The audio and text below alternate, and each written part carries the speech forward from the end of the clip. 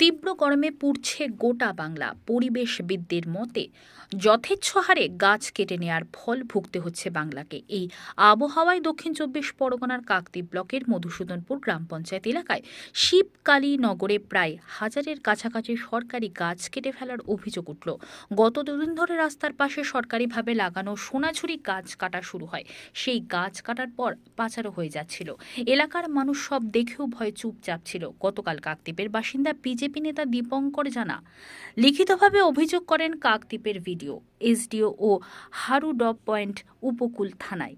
এই অভিযোগের পর পুলিশ ওই এলাকায় অভিযান চালিয়ে বেশ কিছু গাছের গুঁড়ি বাজেয়াপ্ত করে।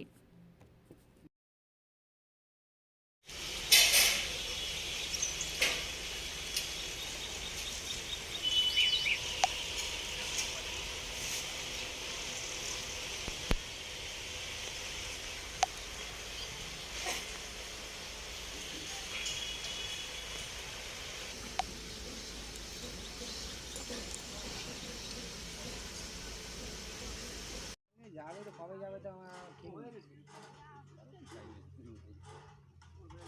নাহলে কেটে মানি জ্বালানি করি জ্বালানি না করে আমার উপরে আমার বগজারে তুলে দিলুম বাপ।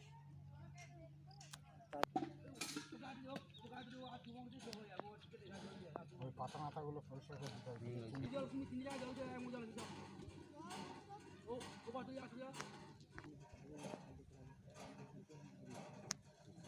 একজন শ্রমিককে গ্রেপ্তার করেছে হারুড পয়েন্ট কোস্টাল থানার পুলিশ। কি বলবেন?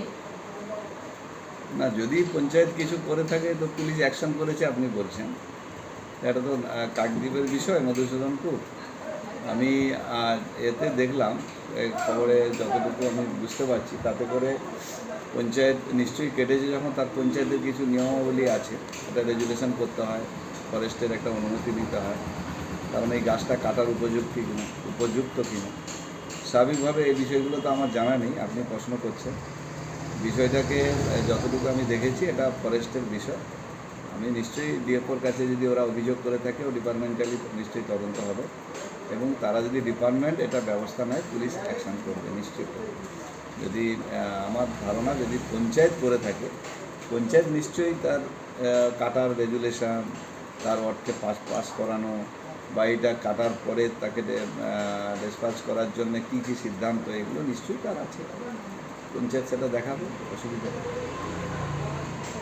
স্যার, আমি তো এই বিষয়ে কিছুই জানি না। আমি এটা তদন্ত করে দেখি কে বা কারা আছে, সেটা আমি জেনে বলবো। কিন্তু এলাকা মানুষদের অভিযোগ যে 3 দিন আগে এই গাছগুলো কাটা হচ্ছে, এখনও আপনি কিছু স্যার, জানেন? আমার শারীরিক অসুস্থতার কারণে আমি বাড়িতে ছিলাম, আমি এই বিষয়ে কিছু জানি না। কিন্তু আবার মানুষ অভিযোগ করছে 6 জনকে আটক করা হয়েছিল পুলিশের পক্ষ থেকে, তাদেরকে আবার ছেড়ে দেওয়া হয়েছে। এই বিষয়ে কিছুই জানেন না? না স্যার, আমি কিছু জানি না। আপনার নাম, সুলেখা হালদার। কি দায়িত্ব রয়েছেন? প্রধান পদে আছে। কোন গ্রাম পঞ্চায়েত?